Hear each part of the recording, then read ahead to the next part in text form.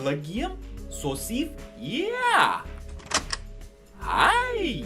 Visos, Michael here.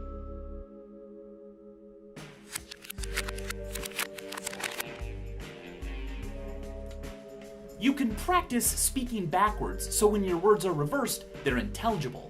But here's something else that is weird. The digits in the speed of light are exactly the same as the latitude of the Great Pyramid of Giza. And, as the anagram genius has revealed, all the world's a stage, but if you rearrange the letters in the meaning of life, it becomes the engine of a film, or more pessimistically, the fine game of nil. What does all of this mean? Are these just coincidences, or are greater powers at work? Why is it so easy for us to find hidden messages? Why can a mere coincidence give us chills? And why is it so fun? When you reverse Neil Armstrong saying "small step for man," you can hear what sounds like "man will spacewalk."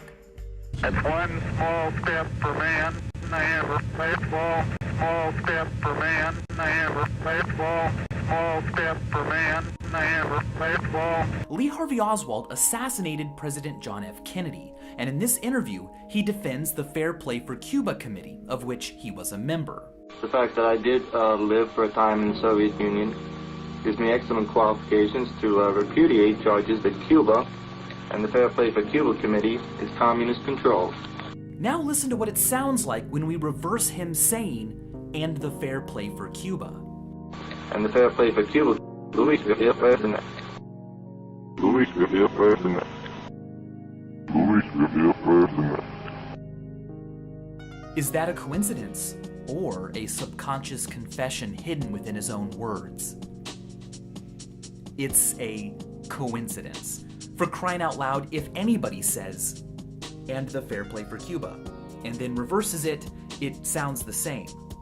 We sure feel great for tonight. This app, by the way, is called Virtual Recorder. It's a really easy way to quickly reverse your own speech.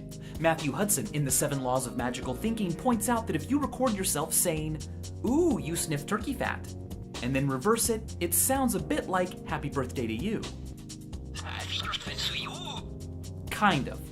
If a word can be spelled the same forward and backward, it's a palindrome. But if a word or phrase sounds the same, whether spoken forward or rewound, it is a phonetic palindrome. For example, say yes. Reversed? Say yes. Pretty cool. But check out this poem by Karsten Johansson. "When I wonder why what's never been's never been so, we would lie when we say, yes, you know we all love you. What's never been's never been so, hell, we're nowhere now."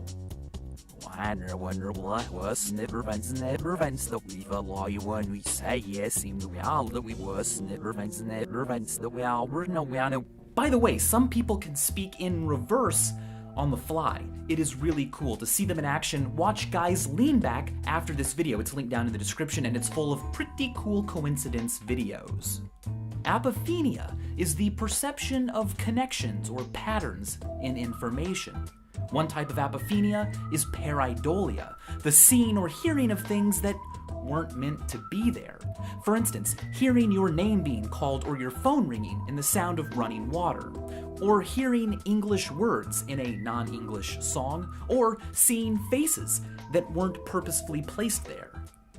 Our brains are good at this kind of work, probably because being hyper-attentive to patterns and faces can save your life. If there's ambiguity as to whether that thing hiding in the shadows is a threat or just a shadow, it's advantageous to err on the side of threat. Organisms with a healthy sense of apophenia live longer, long enough to have kids and raise them and naturally become the norm. We connect with faces so well. Hudson relates a story of a friend who draws faces on things she doesn't want to lose, like her bags. She says the faces make her less likely to forget about them. If you like it, you should have put a ring on it. If you like not losing it, you should have drawn a face on it. We are so good at teasing out patterns and faces from random noise. Actual random sequences don't always feel random to us. Originally, Apple's iTunes Shuffle feature generated complaints from users. They said that similar songs or songs from the same artist appeared in a string, which of course is to be expected from randomness, but it didn't feel random enough. So Apple introduced a smart shuffle that avoided totally random sequences that nonetheless didn't seem random to our pattern-loving brains. As Steve Jobs explained, we're making it less random to make it feel more random. Our impressive ability to imagine patterns also expresses itself when it comes to connecting songs and moving images.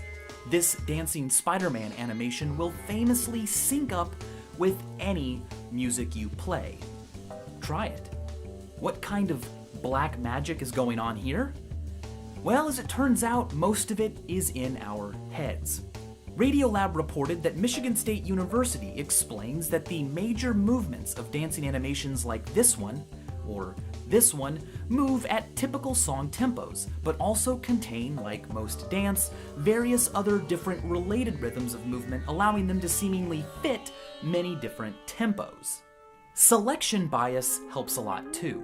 We fall prey to this when we reject all the times the animation doesn't really sync up, focusing instead on the more surprising times when it does. The bizarre pyramid coincidence mentioned earlier is a lot less bizarre when you consider the fact that we got to control where we placed the decimal point, and that a number of degrees this precise isn't necessary to locate the pyramid. By the fourth decimal, we're only talking about a matter of a few meters, so it's easy to make the rest fit the speed of light exactly and have still picked a point on the pyramid. Confirmation bias also comes into play here. If you really want two things to sync up, they will. We often look for evidence that supports what we already believe while marginalizing things against it. As Marshall McLuhan said, "I wouldn't have seen it if I hadn't have believed it." These biases also help explain the seemingly mind-blowing coincidence that famous movies and famous albums can line up. One of the most popular states that if you start playing Pink Floyd's Dark Side of the Moon at the same time as The Wizard of Oz, they will eerily line up. Entire communities have sprouted around the syncing of movies and albums. Some of my favorites are the Yellow Submarine soundtrack and The Little Mermaid, Lord's Pure Heroine and Twilight Saga Breaking Dawn 2, and the end of 2001 A Space Odyssey with Pink Floyd's Echoes.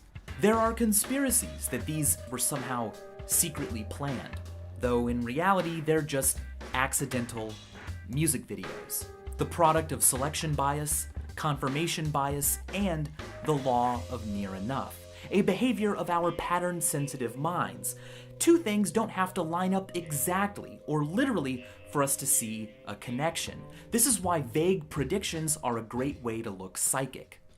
These are also actually unsurprising when you consider the fact that the number of narrative paces and rhythms we enjoy and typically use are much smaller than the number possible.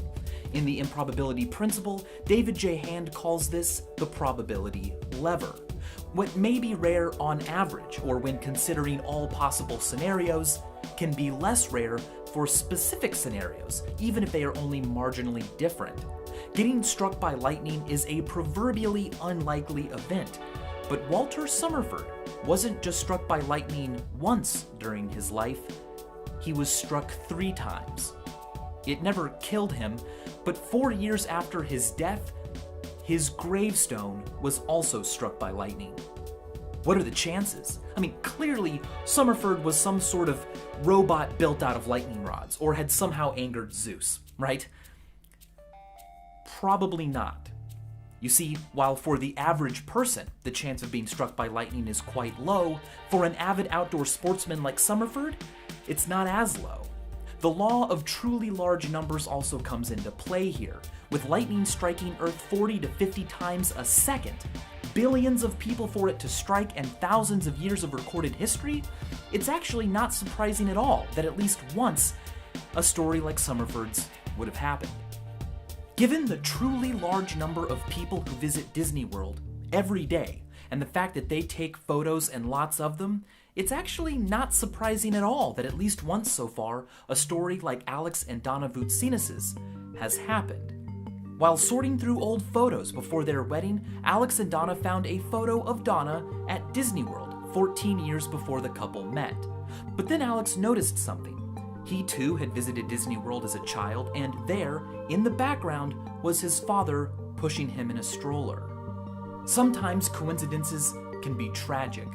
In 1864, Abraham Lincoln's son, Robert Lincoln, was saved from serious injury or possibly even death when a stranger grabbed him by the shirt collar moments before he plunged onto train tracks below. That stranger turned out to be Edwin Booth, one of the most famous Shakespearean actors of the time. So famous, in fact, Robert recognized him and had a letter sent thanking him for saving his life.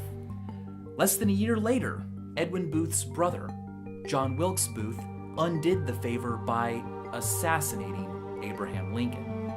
Strange as they seem at first, math says that given enough time, and psychology says that given enough interest in finding them, coincidences and connections will be found, even unlikely ones. The coincidences between Abraham Lincoln and John F. Kennedy are famous. Both were elected to the presidency in a year ending with 60. Lincoln was shot at Ford's Theater. Kennedy was shot in a 1961 Lincoln Continental four-door convertible made by Ford.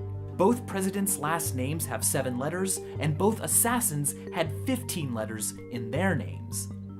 The list goes on, as it should. If you look long enough, you can find coincidences between any two people or things or events.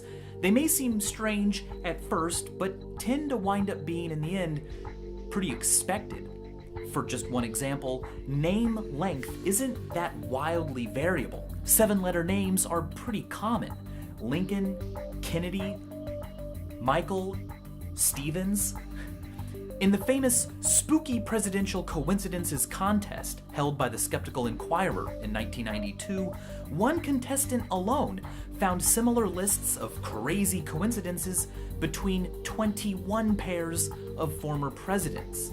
Given the vast amount of details in any one of our lives, it's pretty easy. This quirk can be exploited to almost comedic heights when it comes to overanalyzing. Of course, hidden messages and signs are often intentionally included in media for fun or to reward attentive viewers. But unintentional, extraordinary things happen all the time. It's not really that extraordinary. There's a famous calculation that is known as Littlewood's Law. Given the number of hours we are awake every day, and assuming an event only takes about a second to occur, if you calculate the odds of something happening to you are only 1 in a million, well, you should expect that thing to happen to you about once every 35 days. David J. Hand took this even further with 7 billion people on Earth. The chance that an event with a 1 in a million probability of happening to each of us won't happen today is 1 in 10 to the 3,040. As Percy Diaconis put it, the truly unusual day would be a day where nothing unusual happens. And as always, thanks for watching. You may have noticed a lot of YouTube channels making videos about learning this week. Well, that is not a coincidence. It is School of YouTube Week. Many people are going back to school or college right now, but across the world, millions of children won't be, either because they work to support their families or live without a home, or in areas where there is conflict. They may experience overcrowding at school or a lack of teaching and school supplies. But luckily, we can help. Donations to Comic Relief's School of YouTube campaign can help disadvantaged young people all around the world get an education. It doesn't take much to change a life. You can learn more in the description below or donate right now. And as always, thanks for helping and thanks for learning.